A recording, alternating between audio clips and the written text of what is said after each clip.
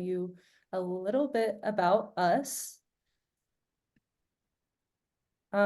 So for those who don't know, we are People and Pollinators Action Network, or PPAN, and we are the sponsors of this webinar. We focus a lot on making Colorado a safe haven for all who live here, from people to pollinators.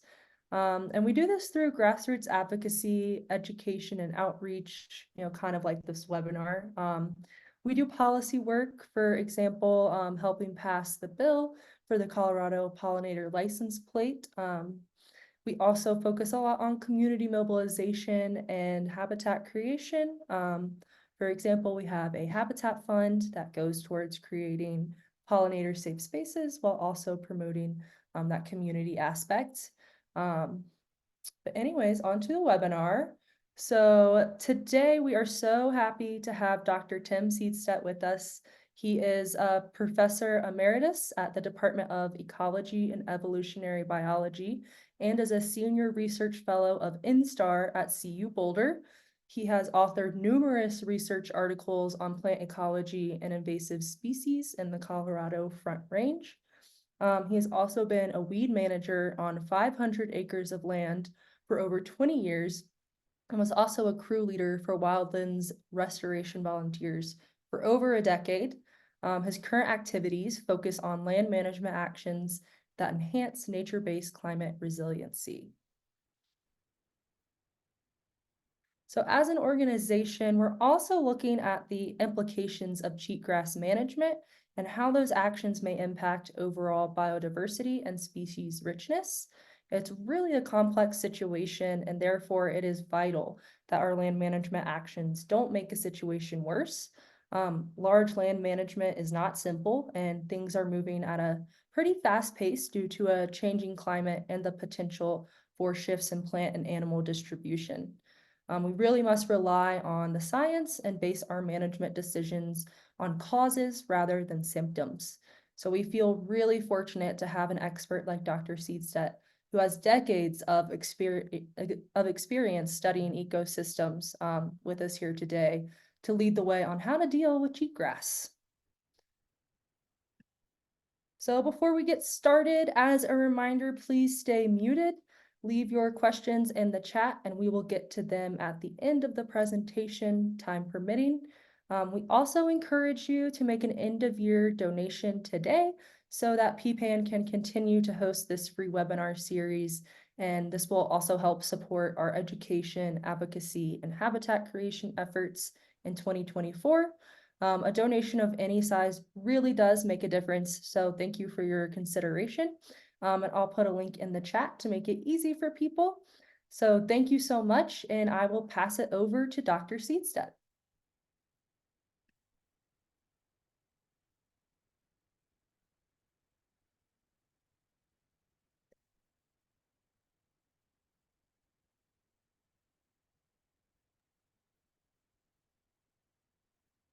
You're muted, I think.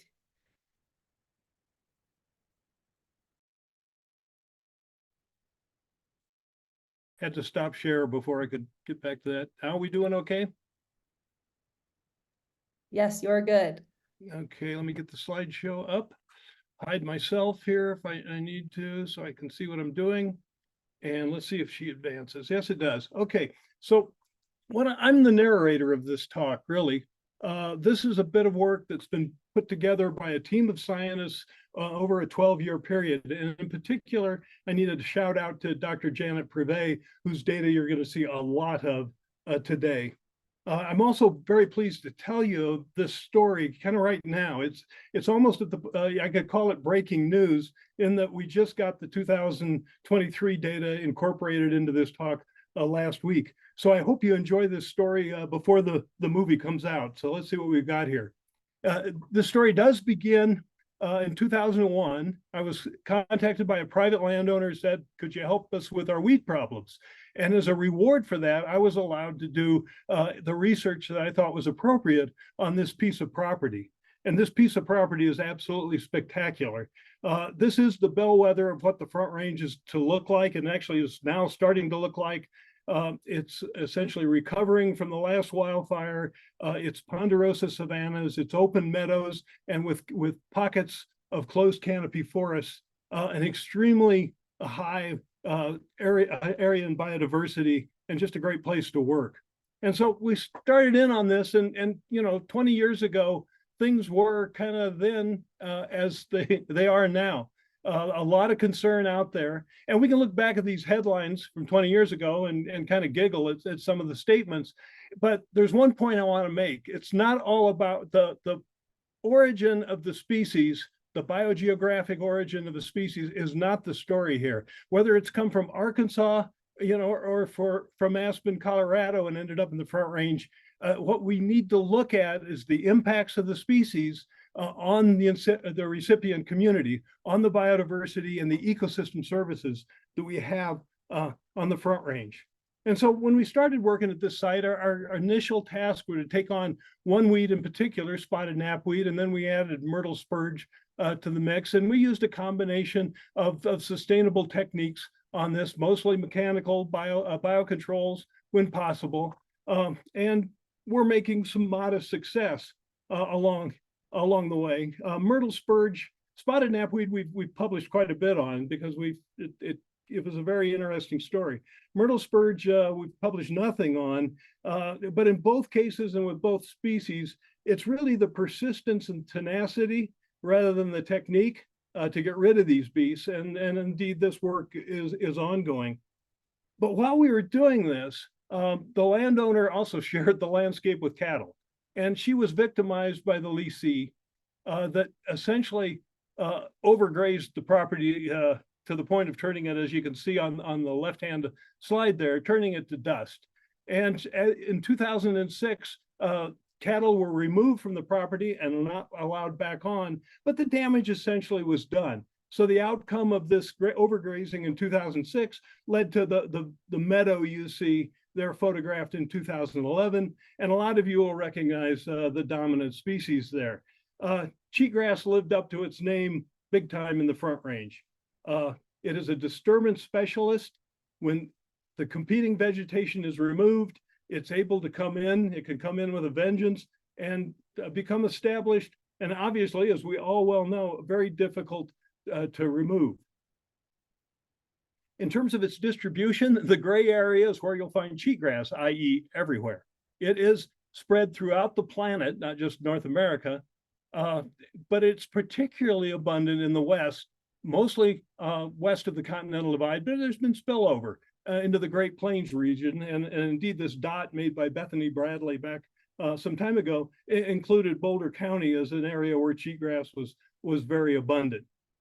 And so here's what a cheatgrass monoculture looks like. You've probably seen this at this stage, fuzzy and soft, but not going to be that way for long. And then pretty obvious from looking at this, you're not going to see a whole lot of pollinators in this picture, cheatgrass being wind pollinated and not needing the little beasts. Cheatgrass is the most studied invasive plant on the planet. There are thousands of papers to be had out there. So we know a lot about it. We may not know how to control it, but we know a lot about it. It's an annual plant. That means it's going to be shallow rooted. It's in a hurry. Its mission in life is to produce seeds, and then it checks out. And it checks out early. Cheatgrass got its name by cheating other plants. It's a winter annual. It's often can emerge in the fall, usually very early in the spring if it doesn't emerge in the autumn.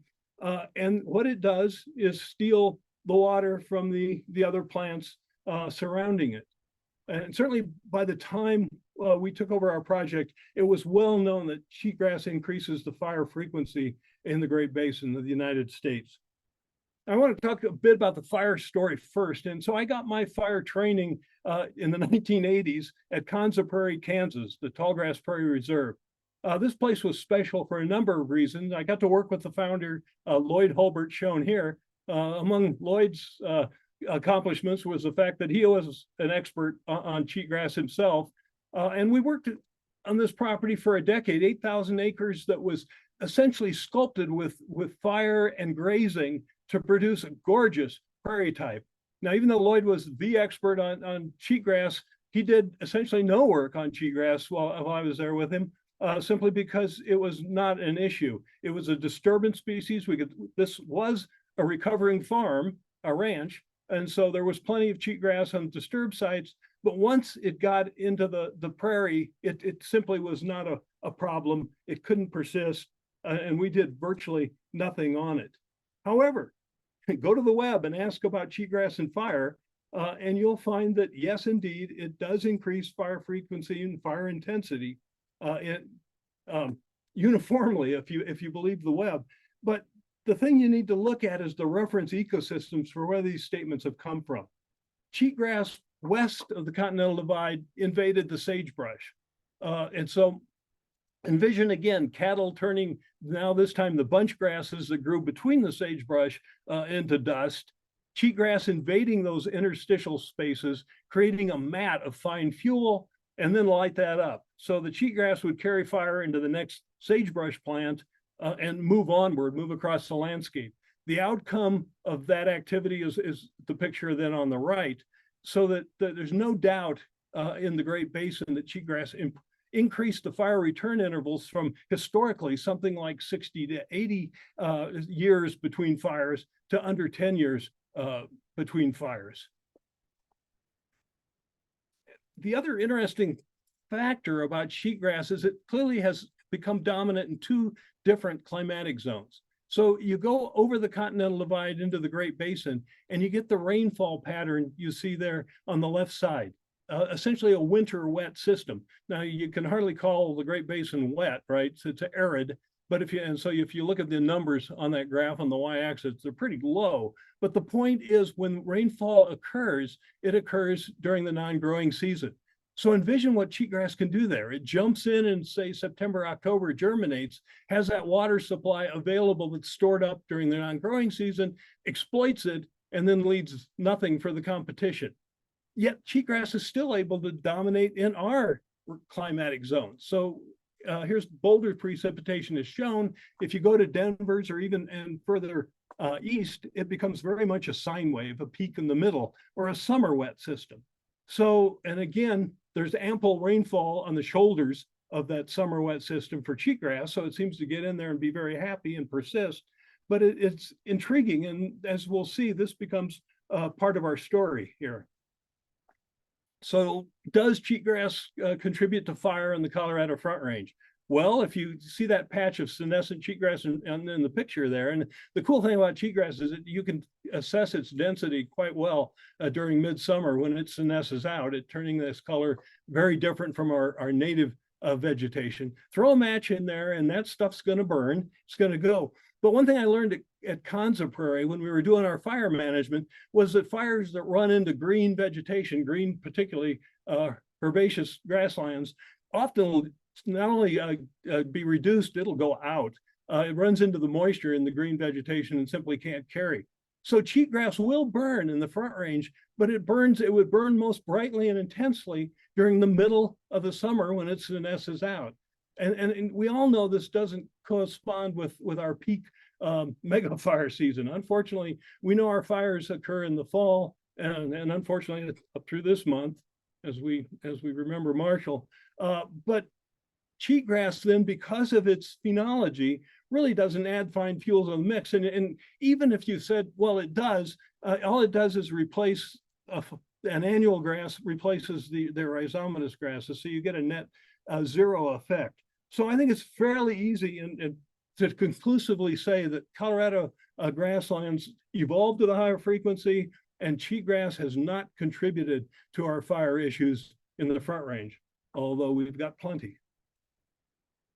But cheatgrass does affect native biological diversity. So here's some data early on obtained by Janet, looking at species richness on the y-axis. That's the number of species she found in the plot as a function of the cover of cheatgrass on the x-axis. And obviously, as cheatgrass becomes 100% of the cover, you've got one species in your plot, cheatgrass. So it's fairly easy to document that as cheatgrass dominance increases, you will get a reduction in species richness. So we decided, well, okay, we ought to join the group that have played with management approaches to knock down the density, the cover of cheatgrass. And so our landowner really didn't want us burning the property, and I don't blame them a lot for that. We didn't own any grazers, and the cows were excluded now from the property, but I did own an electric lawnmower, so we played simulated grazers for a few years. And this was kind of a trite experiment in some respects. It was kind of fun to see exactly how it worked out on the Front Range, but all we did was confirm what really is known, that virtually any management that can prevent seed production of an annual can be effective in getting rid of that annual. You have to burn out the seed bank. So with cheatgrass, it's a fairly short-lived seed bank. If you can graze it appropriately, or if you can burn it appropriately, you can get rid of cheatgrass. Both of those techniques, though, take some finesse. It's got to be done right. If done wrong, you can increase cheatgrass. We've certainly seen that with overgrazing, and we've seen it with fires as well. But if done, properly, it could be a useful management tools in the Front Range. But so we said, okay, well, that's we've confirmed this, but what can we add to the science base in terms of management? And we took on the aridity issue, the climate change issue. So we know the Front Range is increasing in aridity. We're not getting drier. The precipitation has been constant, but we're getting hotter, right? So you've got higher evapotranspiration rates, and actually we've now got far more solar energy than we've got water to evaporate, which makes us semi-arid and essentially more moving in the arid zone. So our question that we took on in our research on this property was, will increasing aridity impact the cheatgrass dominance? And our approach to that was we use these little things called rainout shelters, pretty simplistic, V-notch troughs that where the rain hits the trough and runs off to the bottom rather than in the plot. And the number of troughs you put in, you can control how much precipitation goes in. These are designed to try to control about 50% of the precipitation. Most folks using them now make them actually reduced by 70%. So we were kind of conservative.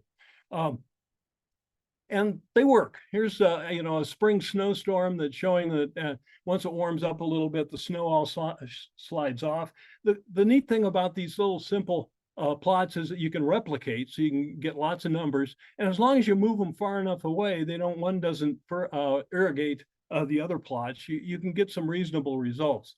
The other thing we had, the benefit of working at the site where we did, was we had a water supply. And so not only could we remove precipitation with the rainout shelters, we could add precipitation. And so the rainout shelters are mobile, if you will. You can pick them up on one plot and put them on another. And so this allowed us to create all kinds of scenarios. Certainly the no plot would be our control. Winter dry, summer wet, or summer dry, winter wet, and various combinations that we in between. And Janet went out and measured these in for a 3-year period. The other thing the rainout shelters show is how sensitive cheatgrass is to surface soil moisture. It will senesce out once it decides that there's not enough water there to keep growing.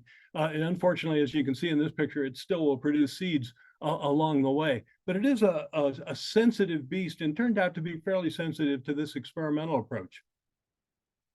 So Janet's data, first 3 years, 2011 to 2013. The obvious difference, and let's walk through the graph here. So you've got on the y-axis absolute cover. So envision, if you will, we go into that plot with a little wire pointer and hit the ground. And if we hit cheatgrass, it scores a cover point. If we hit something else, it scores something else. And so that you simply get a numerical ranking then of the cover provided by the target species. So what the data say is, okay, our controls had about 30 units of cheatgrass cover. If we added water in the winter, we could make cheatgrass a happier animal for the most part. But if we mimicked the climate of the Great Plains, in other words, the winter dry, summer wet climate that we really do see in the Front Range and further east, we created some negative effects on the cheatgrass, very clear in that regard. So that was the first 3 years of study. Then the rains came. Those of you that were here and remember 2013 may remember what it was like to get that 18 inches of rain in the Boulder area. So this is a graph of the amount of precipitation that fell in September of over 100 years, a period, each point being what fell on the ground, and the circled point then is what happened in 2013. This is a classic example of an extreme event. And of course, it also is a classic example of how an experiment can kind of get washed away. In our case, it did flood the field. It saturated the soils to the point where we knew that 214 was going to be probably pretty useless data, because our treatments now all had the same moisture regime. And so Janet wisely decided to head off for a postdoc in Switzerland. I can't blame her. And I tried to reconfigure the experiment in a more simplistic way.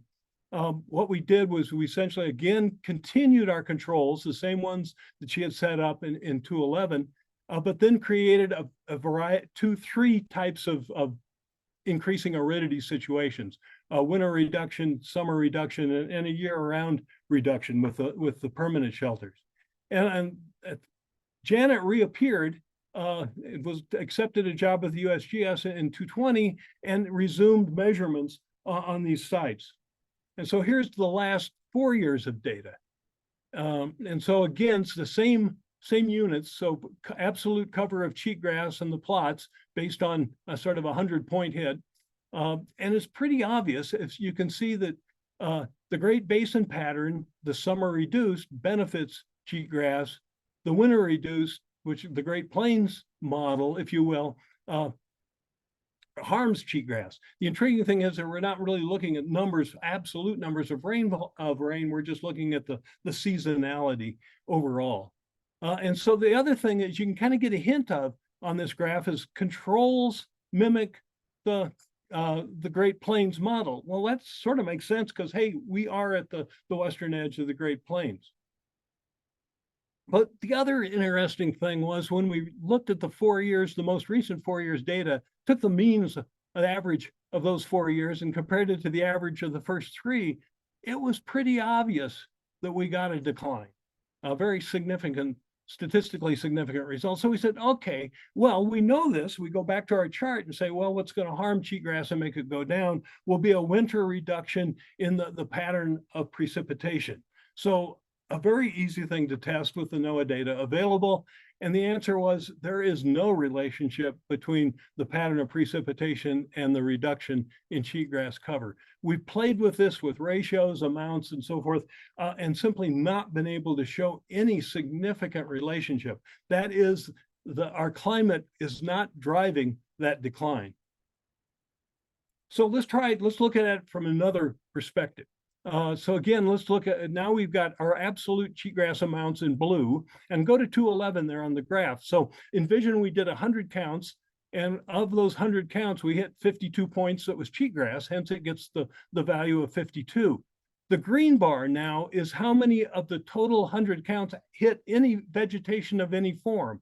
And go, whoa, we only got 82 hits of vegetation. So the relative contribution of cheatgrass, the red bar, is essentially what the blue bar contributes to the green bar. And that kind of makes sense until you look further down the graph from 213 onward, and you go, whoa, wait a minute, how can you've got over 100 hits of vegetation. Okay, well, the way this is done is when you put your pointer down, if you hit two species, instead of it scoring one green point, it scores two. And so you just can cumulatively add those up and get this quantitative score. So when you do that, of course, if vegetation increases well above 100, and a lot of our very productive meadows, you can get values when you do this approach closer to 200, you get values above 100. So when we ratio the absolute hits on cheatgrass to the greenness, you get relative cover. And the intriguing thing that your eyeball can detect pretty quickly here is that the relative cover clearly declines after actually 2012, and has declined consistently throughout this period, declining without a rainfall pattern. So if we look at the graph of percent of vegetation as relative cover, you get what looks like a much more significant and somewhat more consistent effect, which is one would conclude fairly consistently from the graph. We may not know the shape of that red curve. It could wiggle, it could go up, it could go down. But the point being, those last 4 points are very much lower than the first 4 points. And there is, it's one can say with extreme high certainty that cheatgrass cover has declined. So looking at the site in 2023, the quick response is don't sweat the cheatgrass. Truth in advertising, this is an August picture, and the cheatgrass had already senesced out to some degree, but nonetheless, it's obvious from those data that the relative cover of cheatgrass has declined. Therefore, the cover of other plants has clearly increased, and your eyeball's a good sensor and can see that outcome. So why is this? This is pretty nifty stuff. And why is it so significant? Well, let's go back to Janet's finding that, it's all about cover affecting biodiversity, species richness. If we can move those upper two graphs back to the origin, back to that zero line for percent cover of cheatgrass, obviously we've solved the problem, right? That's what the management's all about. Well, the cool thing is if you move it probably somewhere in that zone of 20% based upon her data, you also have not harmed the biodiversity of those plots. So that we may, and this is a may, have already kind of solved our negative effect of cheatgrass on this site. So again, trying to interpret, these are just monitoring data. It's the control plots, right? So we haven't manipulated anything. It's just what the ambient weather threw at us. How do we explain this reduction? Well, those of you that had your intro ecology may remember the concept of plant succession. And if you remember how that goes, is something like a disturbance happens. Early successional species, i.e. weeds, invade and colonize the site. Through time, those are replaced by other species that are better competitors for the water resources and light at the site. And therefore, the early successional species disappears.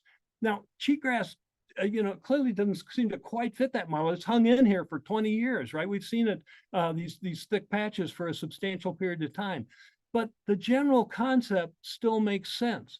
So I bounced this off an expert, an individual who has worked on cheatgrass for 20 years nonstop, and said, do you buy into this? And his response was really positive, saying that the modeling makes sense, that we are a front range where the cheatgrass, instead of being up against bunch grass or sagebrush, is up against rhizomatous grasses, which are potentially better competitors, and therefore could eventually replace cheatgrass if the disturbance event that didn't allow cheatgrass to come in doesn't reoccur. And so essentially he was a believer, if you will, in this hypothesis, well, more than a conclusion really, that we're seeing essentially plant succession in action. So let me just briefly, temporarily here, give 3 summary points. So we are seeing increasing aridity in the Front Range. It is not affecting the directional trends that we have seen in the cheatgrass. Cheatgrass is not an increased fire risk in the Front Range. And for our meadow, which is, I could say, is a pretty good model system for the Front Range. I've walked a lot of meadows in the Front Range. We've seen a greater than 50% decline in the relative abundance of cheatgrass over this 12-year period. Our local rainfall pattern, might suggest that the cheatgrass can't have the negative effect on native plants like it does in the Great Basin. Remember that sine wave. So cheatgrass can cheat the plants out of that water come when it's growing in May, June. But because of our rainfall pattern, that rainfall, it replenishes the soil, and those plants that tend to grow later, phenologically separated from the cheatgrass, can do okay. And slowly, because they are perennial rhizomatous beasts, can outcompete that annual, which usually is considered a pretty wimpy species. But wait, like I said, there's more, and to me at least, this gets better. Now, I recognize the composition of the audience and modified this slide accordingly. But you got to remember, I'm an ecosystem ecologist, and I'm not a plant ecologist. So what ecosystem ecologists do often is spend the majority of their time in the soil. because in truth, that's where the biodiversity is. Far more species in the soil than above ground most of the time. The other thing is, because we're in a semi-arid environment, it means water tends to control things. Water is a potentially limiting resource in our environment. And so one would look at that by seeing what's going on in the soil. So the first thing we did was dug a few patches, and your eyeball's a great sensor here. So you can see that the soil on the right, the cheatgrass soil, is clearly darker than the soil on the left. This is not a moisture effect. You're actually seeing the amount of carbon in these soils. So an amazing surprise, and contradicts the data that I believe from the Great Basin. Cheatgrass is a better carbon sink in the Front Range than our mixed grass prairie site, at least at my meadow. And that was kind of shocking in a way. But okay, let's get back to the biology here and talk about how does cheatgrass affect soil biodiversity. Luckily, we had some experts that now can use the new molecular techniques to do this. To do morphological counts of the species in the soil takes an absolute lifetime, and it can't be done. But now that we can go in and do our DNA assessments, we can get a handle on the soil biodiversity and make legitimate comparisons. So luckily, I found a few experts that could do that for us, and they did. The bacteria actually show a trend that we expected and predicted. When you grow a monoculture of anything, the plant chemistry is fairly homogeneous, right? It's being made by one plant, rather than your mixed prairie where you've got a lot of diversity, different chemicals that can feed different organisms. So the blue, the cheatgrass there, hints at being less than the diversity in the red, the mixed grass site. Now, they're not statistically significant, but again, it wouldn't surprise me if we took a lot of samples and we could show that this pattern maintained itself, but then would become statistically significant. The amazing surprise happens when we measured the eukaryotes. Now, eukaryotes, if you've got a nucleus in you, you're a eukaryote, right? The bacteria don't have a well-formed nucleus. They just got a bunch of DNA floating through.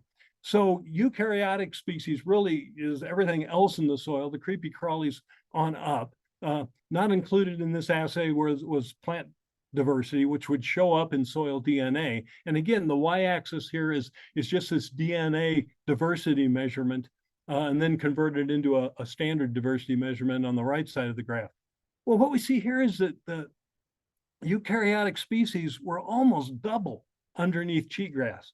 And this was nuts. This finding, if we didn't have world experts doing the analyses, I wouldn't have believed it. And but this is what they came up with. So the real question is, how in the world can a single species, and especially cheatgrass in particular, enhance soil biodiversity of the Front Range? Okay, well, let's go back to remember the characteristic, the name of cheatgrass itself.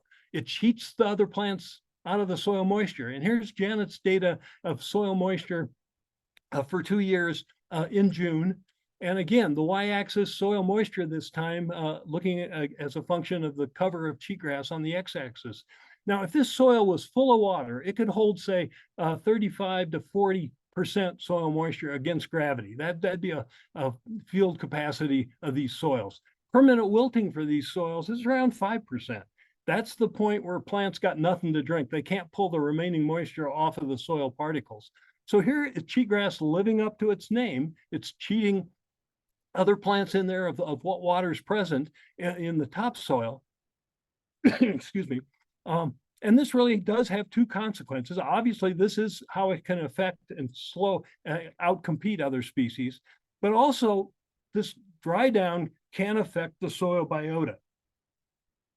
And one group in particular is particularly sensitive to soil biota.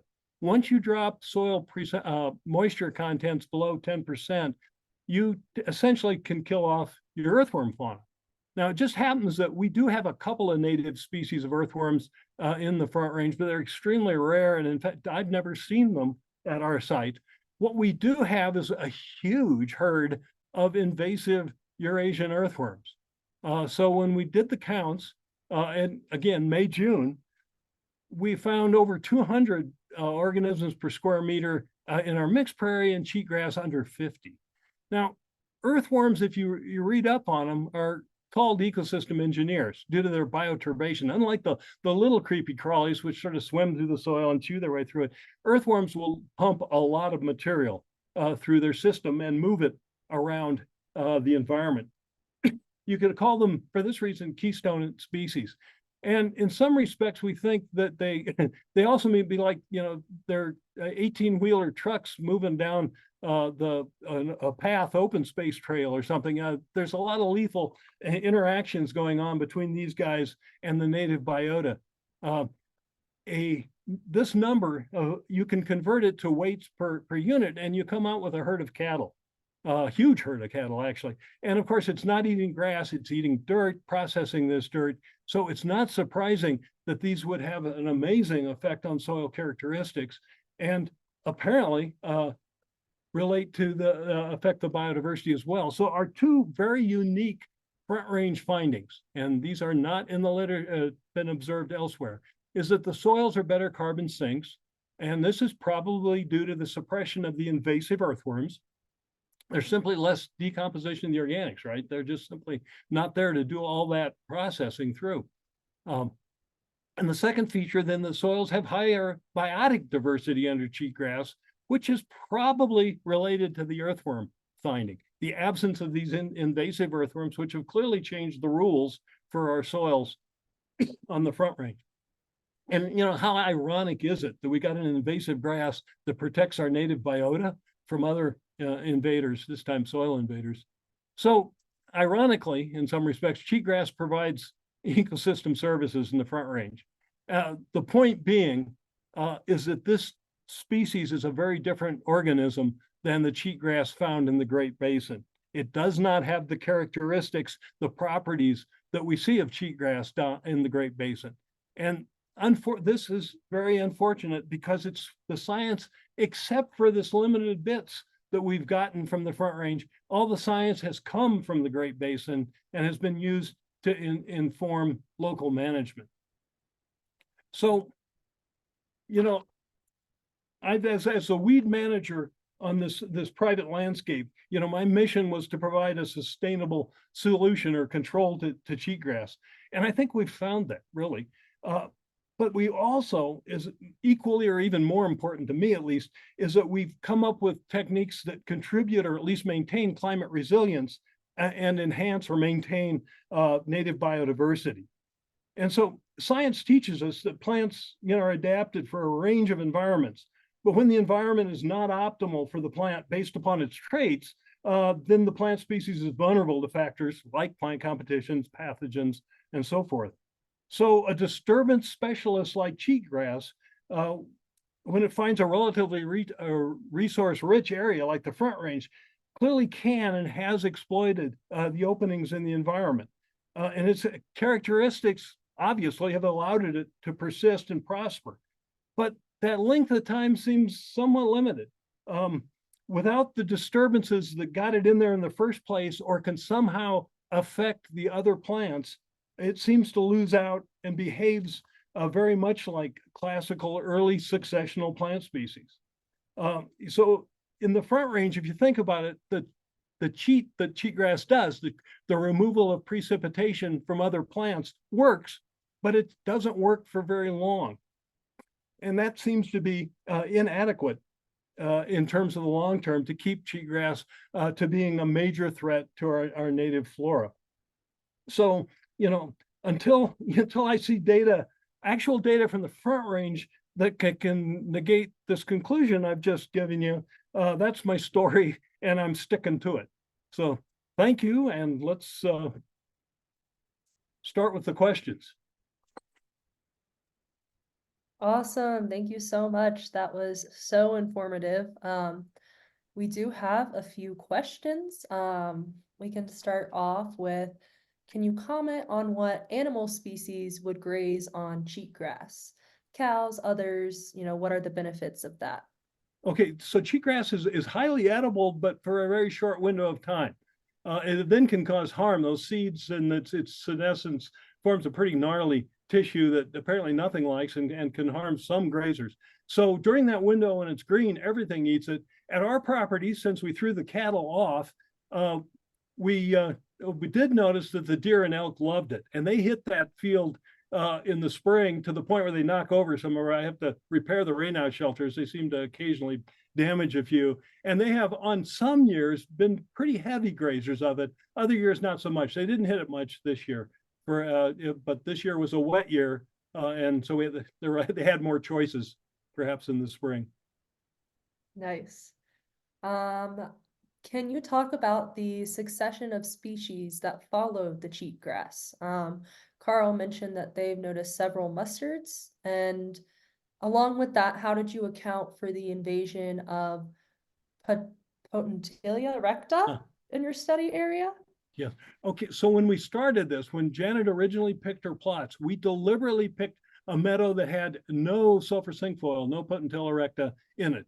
So we started with 0. So Janet, just finished this year's data. We are now at 7.7%, I think, absolute cover with Potentilla in those plots. The picture I showed you was at the bottom end where there's a lot more Potentilla. I was kind of biased in that regard.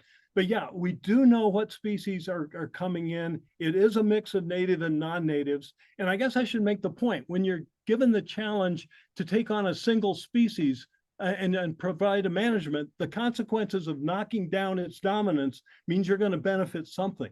So in our mowing experiment, for example, we got rid of cheatgrass, but the two species that benefited were alyssum, peppergrass, and storksbill, both also in non-native annual species. In the case of watching what's happening in the plots, we are going to work this up formally, because now we realize we can rigorously test the diversity question by getting species lists and cover from those plots in 2023, 2024, and comparing that to Janet's original data in 2011. But for the most part, the species that remember, because of the phenology of cheatgrass, it really hogs space early in the summer and then disappears. So the later plants, those that come out later in the year, seem to do better. So gumweed loves it. The native ragweed does very, very well.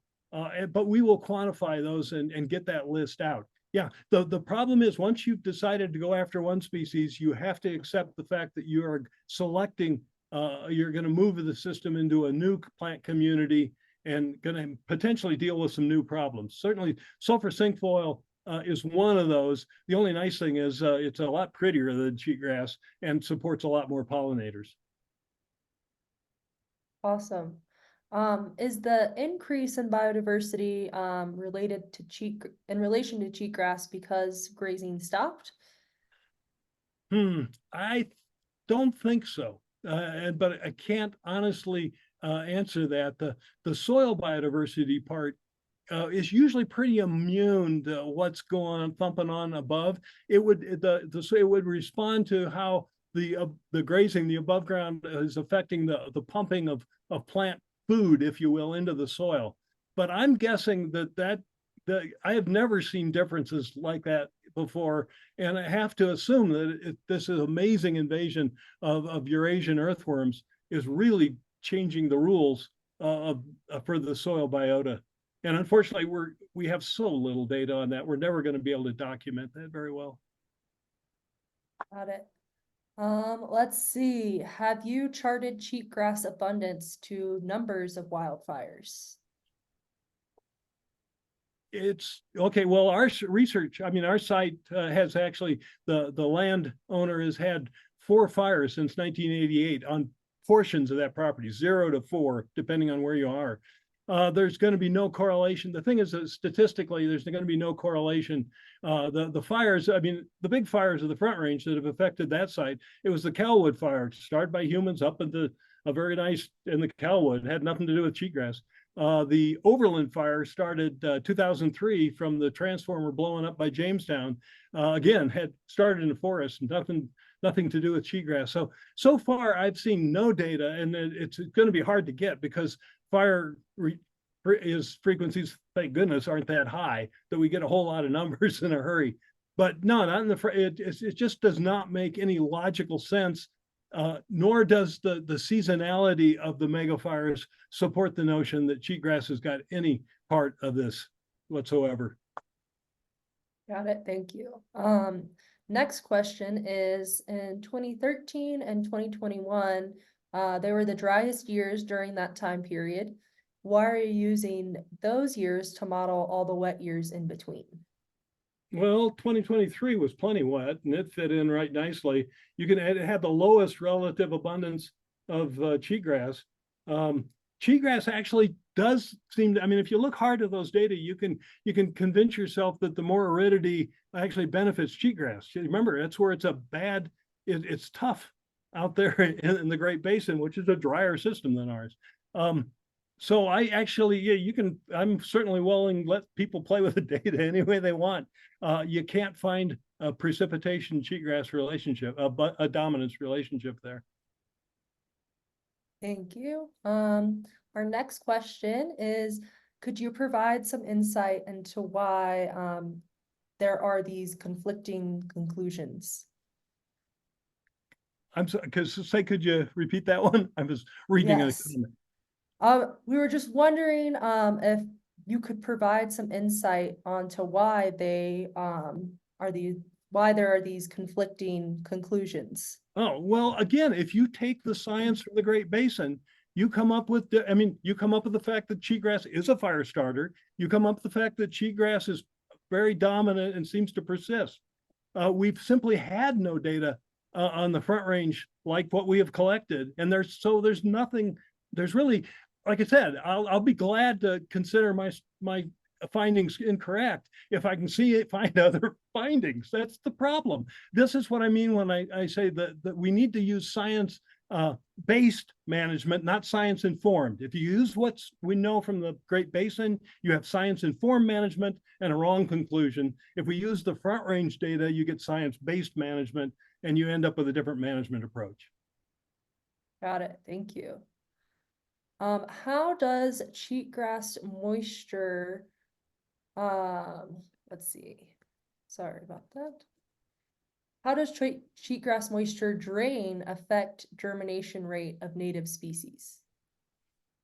Good question, and one I really have no data on. The thing about grasslands is, and especially in ours, is most of the species are perennials and relatively long-lived, so that seedling emergence, when you're actually looking at dominant grasses, is few and far between.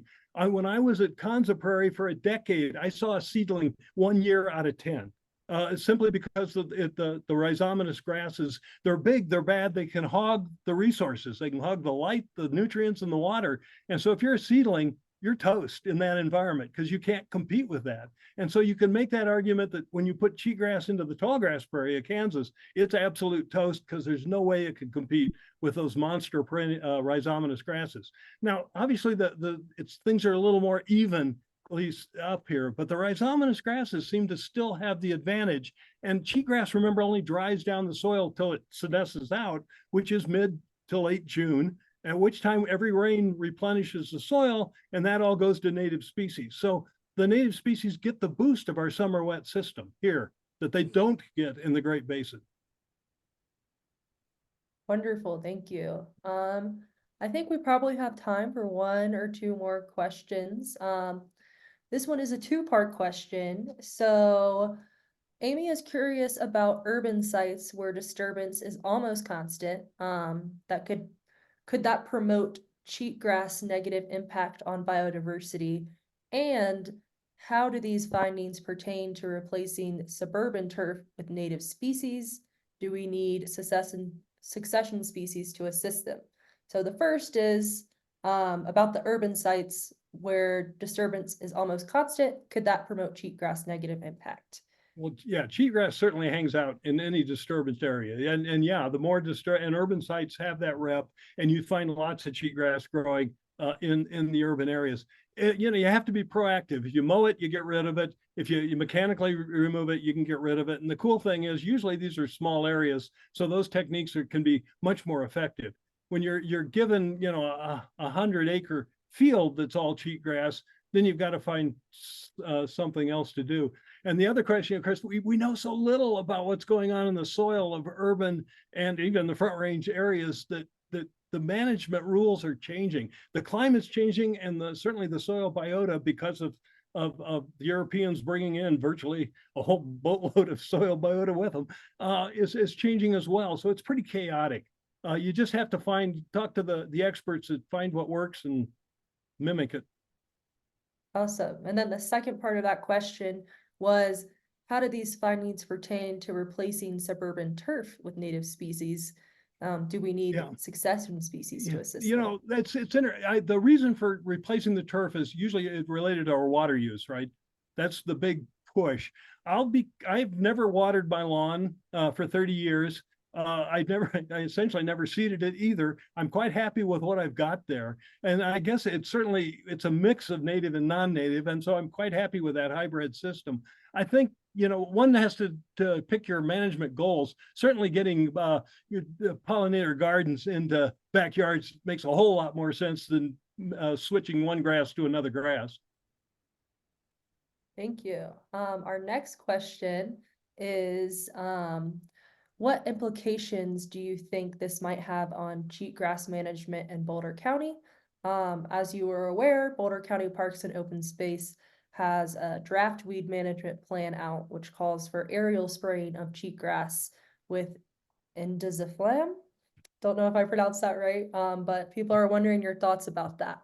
Okay, well, again, I can only speak for my 500 acres that I manage, and I'm very pleased with my data to show a reduction in cheatgrass. Now, I can't say I was did much proactive to do that, but it suggests that one doesn't have to be in a hurry. Cheatgrass clearly is not increasing across the landscape if we stop the disturbances, right? If we treat the land properly, we're not going to create the new sites for cheatgrass. The climate and the vegetation itself say it's partially solving the problem of cheatgrass on the sites that were impacted decades ago. So, you know, I'll stick with my management prescription. The managers were following the Great Basin procedures. I submit as a scientist that those Great Basin findings are not relevant for the Front Range, but I'll let folks figure out the management on their own. Awesome. We still have a few more questions. So the organic carbon in soil with mixed prairie has a deeper organic carbon profile than the organic soils of cheatgrass. Right, good point. In fact, they're absolutely right. But there's a great study from CSU that used a homogenized that corrected some of the flaws in our work, and showed that if you integrate the carbon signature over up to almost a meter, you'll still get more carbon than cheatgrass. And it's mind-blowing to see that, and it's counterintuitive in some respects. But again, since cheatgrass is not as productive or is only equally productive as our native grasses are, you have to attribute that to the change in the processing in the soil. And whether that's, again, it's that dry down effect that keeps the soil biota from being too efficient. And therefore, the consequences are we accrue carbon in the soil. All right. How does the dry ground that limits earthworms relate to the conclusion that cheatgrass isn't cheating other plants on the Front Range due to our summer participation compared to winter wet systems? Okay, I don't know if I correctly got it, but essentially, I think cheatgrass does dry it down. If you got a high cover of cheatgrass, doesn't matter, it's going to take the moisture down, but then in theory, it wets up down the line. Because once cheatgrass senesces out, we found that the thing about our rainfall here, remember, we are semi-arid. We get a lot more rain than the Great Basin, but we don't get enough. So once the plants get up and running, the plants themselves can hold the soil at permanent wilting all summer long, whether it's cheatgrass or the natives. And therefore those soils, and for those of you that have sampled soils in a dry summer, you know how dry those things are. So essentially, once you get it, the cheatgrass jumpstarts the soils to go to permanent wilting while the soils are still cold. And by the time things warm up and earthworms would be happy campers, there's no moisture. And then the native plants take over and keep the thing dry. So it essentially excludes these introduced earthworms under those collective conditions. Thank you. Another two-part question. So first, what is your best guess as to how cheatgrass should be viewed on the western slope of Colorado? And in relation, what are your thoughts for the Estes Valley area, which is more arid, and is it closer to the Great Basin ecosystem? You have to kind of give the nod that the closer you get to a Great Basin rainfall pattern, the tougher this is. The do nothing solution, which is actually seems to occur at our plots, is not going to work there probably. The sad thing is, and it may mean that essentially a fire or grazing or some sustainable procedure needs to be done out there to get rid of the cheatgrass, but then to be proactive in reseed as fast as possible. My expert from the Great Basin told me, he says, it's all about the disturbance thing. If the disturbance hasn't happened, or if you can get the natives back in there, the natives are reasonable competitors. It's just that once cheatgrass gets in, it's got that ability to sort of preempt the natives. Got it. Another question here, if we let cheatgrass go and grow in western Colorado in the sagebrush system, we'll lose those large tracts of sagebrush and we'll lose our avian species, especially sage grouse. Sage grouse, mule deer, and elk, and many others will not survive on landscapes dominated by cheatgrass. Management is needed despite the potential carbon sink benefits. How do you weigh that benefit with negative consequences? Well, actually, I'll switch topics. I've been working in the west slope on re-wetting techniques where we actually hold water into the landscape and create wet meadows within the matrix of sagebrush, and it's supposed to increase the bird's reproductive success and survivorship, which it does. The cool thing is TNC just published a paper showing that re-wetting gets rid of benefits the native grasses more than it does the introduced stuff. So by doing a proactive technique, since the increasing aridity is occurring out there as well, doing this proactive re-wetting technique might be a solution to both keeps the grouse happy, but also keeps the native species in place. Thank you. And it looks like we have time for one last, one last question. So it's a little broad, but given your results, do you think we should be trying to manage cheatgrass at all, or should we just let it go? For my 500 acres, I am quite happy with walking by it. I do not know how far that interpretation extends, except being a believer that my meadow is a model system for much of the Front Range. My gut feel, therefore, is that in a lot of habitats, I feel that one can be less proactive than has perhaps been suggested by the managers. Got it. It is 1 o'clock. I think we got to most of the questions. Thank you everyone for joining. We really appreciate it. And especially a big thank you to Dr. Seastedt. This was such a great presentation and we all learned so much. Can't thank you enough. Thank you.